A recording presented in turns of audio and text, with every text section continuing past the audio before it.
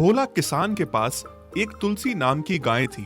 भोला उसे अपनी जान से भी ज्यादा प्यार करता था, और करता भी क्यों नहीं, तुलसी थी ही इतनी प्यारी। रंग उसका सुनहरा था और दूध इतना देती थी कि पूरा गांव भोला के पास से ही दूध ले जाता था। फिर भी दूध खत्म नहीं होता था। तुलसी के दूध से ढेरों बर्तन भर जाते थे। तुलसी, अरे ओ तुलसी, ले, तेरे लिए मैं आज खास घास लेकर आया हूँ, जिसे खा के तुम्हें बहुत अच्छा लगेगा। भोला अक्सर अपने दिल की बातें आके तुलसी से करता था, क्योंकि उसके घर में तुलसी के अलावा और कोई न था। वो उसके पास आता, उसके सर पे हाथ फेरता और उससे प्यार जताता, जिससे तुलसी को भी बहुत अच्छा लगता था। वो भी अपने मालिक से बहुत प्यार करती थी। तुलसी, बड़ा ही गर्व होता है मुझे तुम पे। कितना सारा दूध देती हो तुम। सारा गांव मेरे घर से दूध ले जाता है। तुम्हारे दूध में इतनी बरकत है कि इतना दूध देने के बाद भी खत्म ही नहीं होता। लोग तुम्हारे दूध की तारीफ करते नहीं थकते। तुलसी मालिक के मुंह से तारीफ सुन के बहुत खुश हो रही थी। भोला के घर में हर रोज गांव वालों की दूध लेने के लिए लाइन लगी होती और भोला उन्हें दूध नाप के देता। पर कोई था जिसको इस बात की बहुत जलन थी। भोला के ही पड़ोस में एक औरत थी जिसका नाम गंगा था। वो एक आंख से अंधी थी। उसको भोला और उसके कारोबार से बहुत जलन थी और वो तुलसी से भी बहुत जलती थी। गंगा के पास भी एक गाय थी जो थोड़ा सा ही दूध देती थी, लेकिन कोई उसके घर से दूध लेना पसंद नहीं करता था। सभी गांव वालों को उस पे शक था कि वो एक आंख वाली डायन है, काला जादू टोना जानती है। कितना जादू टोना किया इस गाय पे कि ये दूध देना बंद कर दे और इस भोला का कारोबार बंद पड़ जाए और सारे मेरे घर से दूध लेना शुरू करें। पर इस भोला और इसकी गाय की किस्मत पता नहीं कहां से लिखवा के आए हैं। कोई असर ही नहीं होता मेरे जादू टोने का इन पे। सुबह जैसे ही भोला तुलसी से दूध निकाल के गांव वालों को देना शुरू करता है कि तभी गंगा आती है। भोला भैया, थोड़ा दूध मिलेगा क्या? दूध? हाँ, जरूर मिलेगा बहन। कितना दूध चाहिए तुम्हें, बताओ। हाँ भैया, थोड़ा सा चाहिए लोटे में। लो बहन, जितना दूध चाहिए ले जाओ। जैसे ही भोला गंगा को दूध देने वाला होता है कि तभी दूध लेने आया हुआ पड़ोसी भोला से कहता है, भाई भोला, अगर बुरा ना मानो तो एक बात कहूँ। गंगा बहन के घर में खुद भी एक गाय है जो दूध देती है और उसका तो कोई दूध भी नहीं बिकता। फिर ये तुमसे दूध क्यों ले जा रही है? हाँ, ये तो मैंने सोचा ही नहीं। हाँ बहन, तुम्हारे घर में तो खुद ही गाय का दूध है, फिर मुझसे क्यों दूध मांग रही हो? नहीं नहीं भाई साहब, वो आज मेरी गाय ने दूध नहीं दिया और मुझे दूध के साथ दवाई खानी थी, बस इसलिए दूध मांग रही थी। थोड़े से दूध की तो बात है, उधार दे दो, कल मैं अपनी गाय से निकाल के दे दूंगी। क्यों झूठ बोलती हो बहन? मैंने खुद तुम्हें गाय से दूध निकालते देखा। उस समय मैं तुम्हारी गौशाला के बाहर से गुजर रहा था और झूठ बोलती हो कि दूध नहीं दिया। देख भोला भाई, सारे गांव वाले इस गंगा पे शक करते हैं। अगर फिर भी तुम्हें इसे दूध देना है तो दे दो, मैं कुछ नहीं कहूंगा। भोला पड़ोसी की बात मान लेता है और गंगा को दूध नहीं देता। इस बात से गंगा को बहुत गुस्सा आता है। गुस्से में घर वापस आ जाती है। इस पड़ोसी को तो बाद में देख लूंगी, पर अब क्या करूं? दूध तो उस भोला ने दिया नहीं। हाँ, अब जादू टोने से काम नहीं चलेगा। अब मुझे कुछ और सोचना पड़ेगा। गंगा अब भोला के कारोबार को खत्म करने के लिए दूसरा तरीका सोच रही थी। बस अब रोज एक खुराक तुलसी को उसके चारे में देनी है, जिससे तुलसी को खूनी दस्त हो जाएंगे और धीरे धीरे करके ये दस्त इतने बढ़ जाएंगे कि तुलसी कमजोर हो जाएगी और दूध देना बंद कर देगी। फिर एक दिन ऐसा आएगा कि तुलसी कमजोरी से अपने पैरों पे भी खड़ी नहीं हो पाएगी और धीरे धीरे अपना दम तोड़ बैठेगी। सांप भी मर जाएगा और लाठी भी नहीं टूटेगी। फिर सभी मेरे पास मेरी गाय का दूध लेने आएंगे। पर ये काम मुझे रात को करना होगा, जब सभी सो जाएंगे, ताकि किसी को भी पता न चल सके। जैसे ही सब सो जाते हैं, रात को गंगा भोला की गौशाला में जाती है और तुलसी के चारे में खूनी दस्त वाली दवाई मिला देती है। तुलसी उस चारे को खा लेती है और सुबह तुलसी की तबीयत खराब हो जाती है, उसे दस्त आने लगते हैं। फिर जैसे ही भोला दूध निकालने आता है, तुलसी पहले के मुकाबले उस दिन कम दूध देती है। तुलसी, क्या बात है, आज तुमने कम दूध दिया, क्या हुआ? अरे ये क्या, तुम्हें तो दस्त हो गए हैं। तुलसी, तुम बीमार हो, ऐसा क्या खा लिया तुमने जिससे तुम्हारा पेट खराब हो गया? ये सिलसिला फिर रोज का चलने लगा। रोज रात को गंगा तुलसी के खाने में गलत दवाई मिला देती, जिससे तुलसी की तबीयत दिन ब दिन खराब होने लगी। उसके दस्त की बीमारी बढ़ती ही जा रही थी और फिर तुलसी को इतनी कमजोरी आ गई कि वो उठ भी नहीं पा रही थी और दूध देना बिल्कुल बंद कर देती है। इस बात की भोला को बहुत चिंता हो जाती है। तुलसी, ये अचानक से तुम्हारे साथ क्या हो गया है? पहले तो तुम्हें दस्त हो गए, वो ठीक होने का नाम ही नहीं ले रहे थे, और अब खून वाले दस्त। तुलसी, मैं जानता हूँ तुम भी बहुत तकलीफ में हो, पर मैं क्या करूं? कैसे तुम्हारा इलाज कराऊं? कुछ समझ में नहीं आ रहा है। गांव वाले भोला से कहते हैं कि वो अपनी देसी दवाइयों से इलाज ना करे, इससे कुछ नहीं होने वाला। उसे तुलसी को किसी बड़े पशुओं के डॉक्टर को दिखाना चाहिए।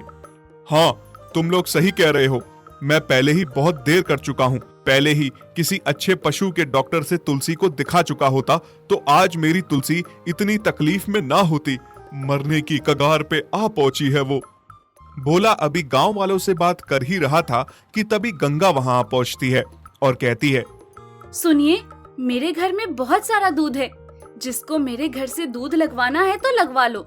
भोला से 1 रुपए कम ही लूंगी, और वैसे भी मुझसे दूध लेने के अलावा कोई चारा नहीं है तुम लोगों के पास। थोड़े दिनों में भोला की गाय मर ही जाएगी। अरे अरे, शुभ शुभ बोलो गंगा बहन, क्यों तुलसी के मरने की बता रही हो तुम भी हमारी तरह तुलसी के ठीक होने की दुआ करो। हाँ हाँ, दुआ तो मैं कर ही रही हूँ उसके लिए, पर अब क्या करें, उसका मरना तो लिखा ही है। जो उसके लक्षण लग रहे हैं, बहुत बीमार है बेचारी तुलसी। कितनी काली जुबान है तुम्हारी। हम लोग दूध के बिना ही रह जाएंगे, पर तुम्हारा दूध नहीं लेंगे। बस तुलसी के ठीक होने का इंतजार करेंगे। जब वो ठीक हो जाएगी, उसी का दूध लेंगे हम। धन्यवाद तुम सबका मुझ पे और मेरी गाय पे इतना भरोसा करने के लिए। गंगा वहां से गुस्से से उल्टे पांव वापस लौट आती है। देखती हूँ कैसे तुम लोग मुझसे दूध नहीं लेते हो। बस 1 दिन की खुराक और देनी है तुलसी को, फिर वो मर जाएगी। भोला पशुओं के डॉक्टर के पास जाता है। डॉक्टर उसे कहते हैं कि जो घास वो गाय को दे रहा है, उन्हें उसकी जांच करानी पड़ेगी। फिर जैसे ही डॉक्टर घास की जांच करते हैं तो वो भोला को बताते हैं, भोला, जो चारा तुम अपनी गाय को देते हो, उसमें कोई तुम्हारी गाय को नुकसान पहुंचाने के लिए ऐसी दवाई मिला दे रहा है जिससे गाय को खूनी दस्त हो रहे हैं। और ये दवाई ऐसी है जो धीरे धीरे करके जानवर की जान ले लेती है। ये दवाई हर रोज उसे दी जाती है। मेरी तो यही समझ नहीं आ रहा कि तुम्हें पता कैसे नहीं चला। डॉक्टर साहब, ये आप क्या कह रहे हैं? मेरी तुलसी को मारने के लिए किसी ने ऐसा किया? हाँ, मैं सही कह रहा हूँ। और अगर एक बार फिर से यह दवाई तुम्हारी गाय को दी गई तो गाय मर जाएगी। नहीं नहीं डॉक्टर साहब, मैं ऐसा नहीं होने दूंगा। अब ये बात भोला आके गांव वालों को बताता है और गांव वाले मिलके तरकीब बनाते हैं उसे पकड़ने की, जो तुलसी को मारने की दवाई दे रहा था। फिर सारे गांव वाले रात को छुप के बैठ जाते हैं। जैसे ही आधी रात होती है कि तभी काणी गंगा दवाई लेकर गौशाला में घुस जाती है। बस एक बार और झेल ले तुलसी, आखिरी बार ये दवाई खा और सुबह तक तो इस दुनिया से चल बसेगी। जैसे ही गंगा चारे में दवाई डाल के तुलसी को खिलाने वाली होती है कि तभी गांव वाले आ जाते हैं और गंगा को रंगे हाथों पकड़ लेते हैं। छोड़ दो मुझे, छोड़ दो। गंगा, तूने मेरी तुलसी के साथ ऐसा किया? तू उसे दवाई देती रही कि आज उसे मरने पे मजबूर कर दिया। क्या बिगाड़ा है इस बेजुबान ने तुम्हारा? हाँ, बोलो। मुझे माफ कर दो। सारे लोग तुम्हारे घर से दूध लेते थे। तुम्हारा इतना अच्छा कारोबार चल रहा था। मेरे घर में भी दूध था, मेरी गाय भी दूध देती थी, पर कोई मुझसे दूध नहीं लेता था। बस मुझे सभी डायन डायन कहते थे, जबकि मेरा कोई जादू काम करता ही नहीं था। इसलिए मैंने ऐसा किया ताकि तुम्हारी गाय मर जाए और सभी मेरे घर से दूध ले। तुमने इतना गंदा तरीका अपनाया, इसकी तो तुम्हें सजा मिलनी ही चाहिए। तुमने एक बेजुबान के साथ गलत किया है। इससे पहले कि तुम्हें सारे गांव वाले मार मार के भगाएं, चली जाओ इस गांव को छोड़ के। काणी गंगा को गांव से बाहर निकाल दिया जाता है। तुलसी का अच्छे से इलाज चलता है और थोड़े दिन में वो भी पहले जैसी ठीक हो जाती है और फिर से दूध देने लगती है। उसका दूध वापस से पाके सारे गांव वाले बहुत खुश थे और भोला तो अपनी तुलसी को वापस ठीक देख के खुशी से पागल था। गांव में एक जानकी नाम की बूढ़ी भिखारन रहती थी। कभी उसे खाने के लिए मिलता तो कभी बिना खाए ही सो जाती। कोई तरस खाता तो कोई पूछता भी नहीं था। उसी गांव में हल्का और उसकी पत्नी रहती थी। उन्होंने एक नई नई गाय खरीदी थी। जब भी हल्का अपनी गाय को चराने के लिए ले जाता तो जानकी उस गाय को देखती रहती और गाय भी उसे देखती रहती। दोनों एक दूसरे को देख के रोने लगती, मानो जैसे दोनों का कोई गहरा संबंध हो। फिर एक दिन की बात है, हल्का की पत्नी गाय बुलबुल को चराने के लिए ले जा रही थी कि तभी हैं? ये बूढ़ी बुलबुल को इतना घूर क्यों रही है और रोई जा रही है? देखो तो, अरे ये बुलबुल भी इसको देख के रुक गई और रो रही है। राम तौबा, राम तौबा। ओ बूढ़ी अम्मा, तुम मेरी बुलबुल को इतना घूर क्यों रही हो? हाँ, कोई जादू टोना तो नहीं जानती तुम? कैसी बात कर रही हो बेटी? भिखारन हूँ तो क्या जादू टोना करूँगी। हल्का की पत्नी बुलबुल को घर वापस ले आती है और पूरा दिन चिंता में रहती है। वो बस शाम तक हल्का के आने का इंतजार करती रहती है। आ गए आप, शुक्र है। हाँ, आ गया मैं। क्या बात है, इतना घबराई हुई क्यों हो? बात ही घबराने वाली है। मैं बुलबुल को चराने लेकर जा रही थी। जैसे ही गांव के बाहर पहुंची, वो जो भिखारन है गांव के बाहर, वो हमारी बुलबुल को घूर रही थी और बुलबुल भी उसे देख के वहां रुक गई और रोने लगी। मन बहुत घबरा रहा है जी। मुझे वो बूढ़ी कोई डायन लगती है। पहले तो उसे कभी नहीं देखा। जब से हम बुलबुल को खरीद के लाए हैं, तब से वो भी इस गांव में दिख रही है। ये तो मैं रोज देख रहा हूँ।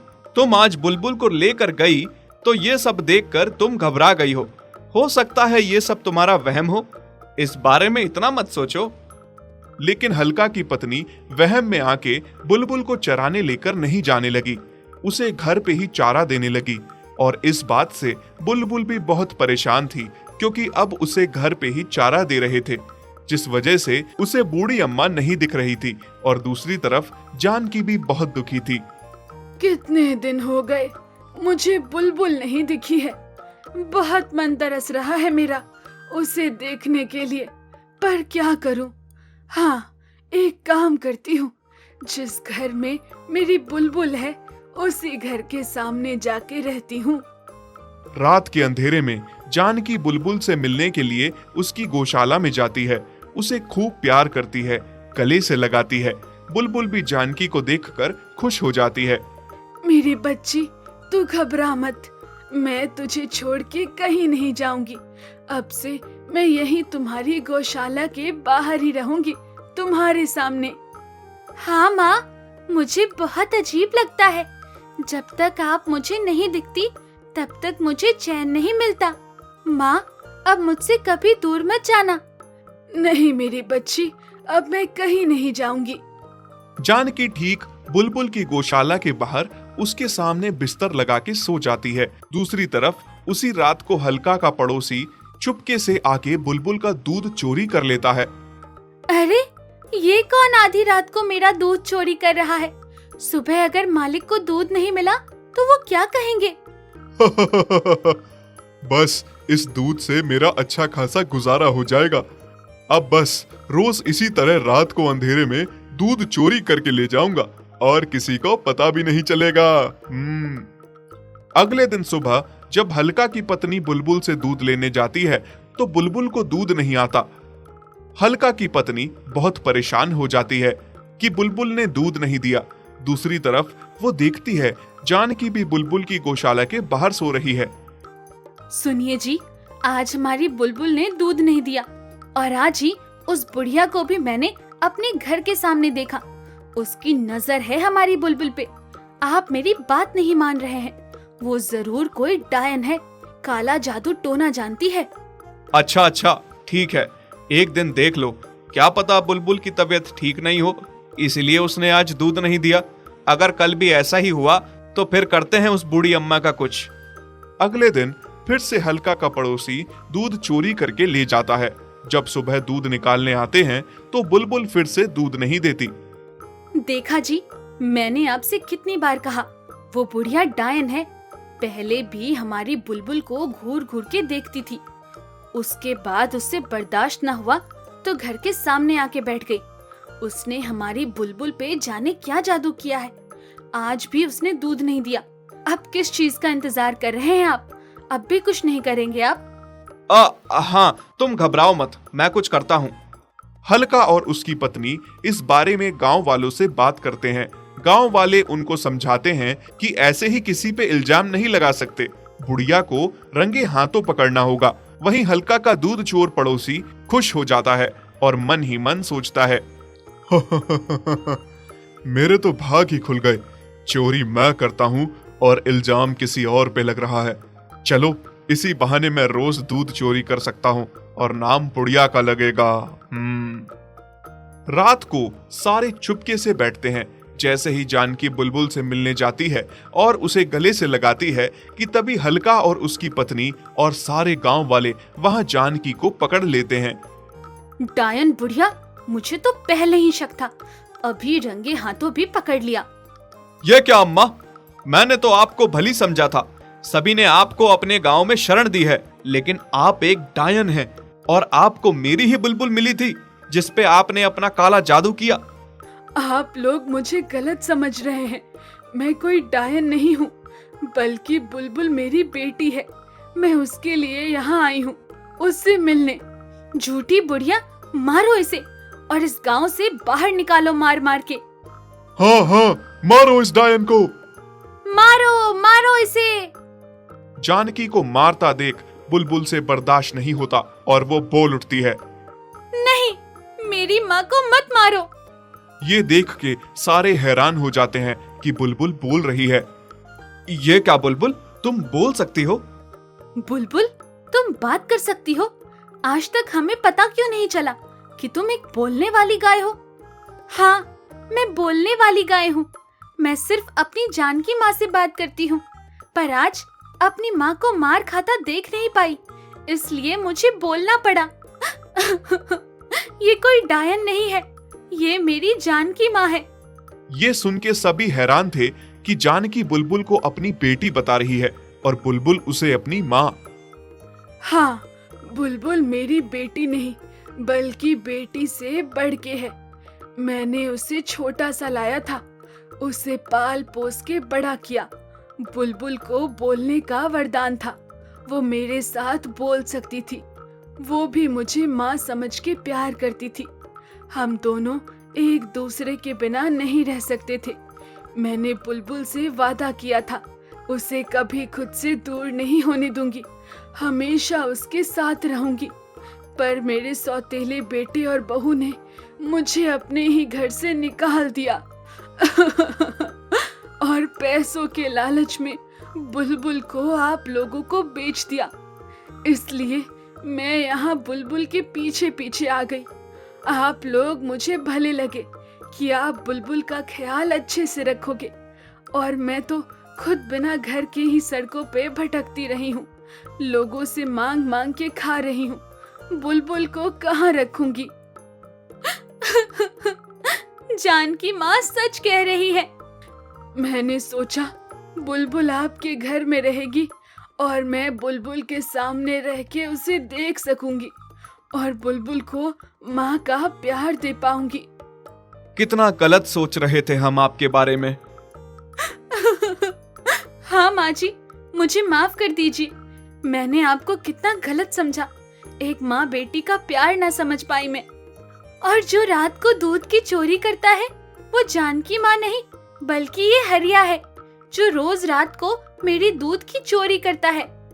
हाँ, मुझे माफ कर दीजिए। सारे मिलके हरिया की खूब पिटाई करते हैं। फिर हल्का और उसकी पत्नी जानकी को अपने घर में माँ बना के रख लेते हैं। इसके बाद जानकी हमेशा बुलबुल के पास रहती है। दोनों माँ बेटी एक दूसरे के साथ बहुत खुश थीं। यदि आप ऐसी कहानियां और देखना चाहते हैं तो हमारे चैनल को सब्सक्राइब करें और बेल आइकन पर क्लिक करें ताकि हमारी सारी नई वीडियोस आप सबसे पहले देख सकें।